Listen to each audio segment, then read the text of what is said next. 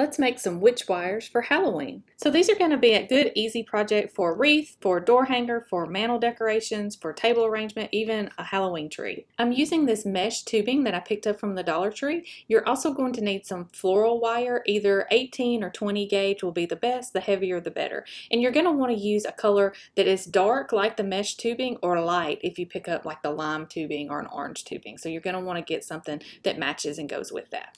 The first step is to measure out your length of wire. Mine is 18 inches, so I'm going to start my mesh tubing on my ruler and I'm going to add an additional inch. So I'm going to cut this at 19 inches and just snip it with your scissors.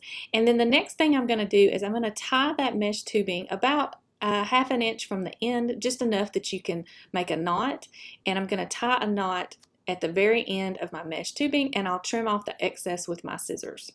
Next, take your floral wire and with your thumb and index finger form a small loop at the very top of the wire and just bend it back on itself until you have a closed loop. And then you're going to take that end and you're going to feed it into your mesh tubing until it gets to the end where you tied your knot. Once you reach the end where you tied your knot, flip your mesh upside down and pull that mesh back down just a little bit and use some Scotch tape to secure the mesh to the end of the floral wire so that it won't slip off. And you may have to use 2 pieces of Scotch tape here if you notice that it's still slipping after just the one like mine is. So I'm just going to take another small piece of tape and wrap again right on that bare wire, overlapping a little bit of that previous piece of tape. This should secure your mesh on your wire and keep it from slipping. The next step is to use something to shape your wire. In this case, I'm using 2 hot glue gun sticks and I'm just wrapping the mesh with the wire in it around those sticks. This is going to make our mesh have this cool spiral effect. Let's make a different shape. This time I'm just going to use 2 fingers and I'm going to start wrapping my mesh around 2 and then 3 and then 4 fingers and then my entire hand. Then I'll just straighten up my spiral just a little bit and this makes more of a swirl spiral. Now let's take these shapes and combine them together into one piece that you can use in a wreath or a door hanger or an arrangement or mantle decor. For this step, you're going to need a black chenille stem and I'm going to fold it in half, wrapping the first half all the way down until I'm at the end of my wires.